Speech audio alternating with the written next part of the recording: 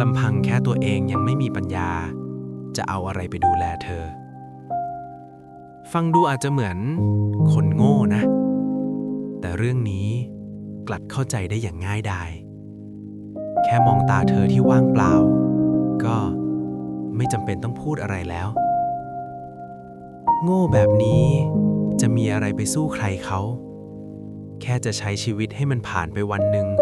ก็ถือว่ายากแล้วคงถึงเวลาแล้วล่ะที่เราต้องถอยออกมามันดีแล้วที่วันนี้จบลงตรงนี้แบบนี้ต่อให้มันไม่เกิดขึ้นตอนนี้แต่สักวันหนึ่งความเป็นจริงมันก็คงกระชากเราออกจากกันอยู่ดีขอบคุณนะสำหรับทุกอย่างที่ผ่านมาห่วงใยเสมอนะลาก่อน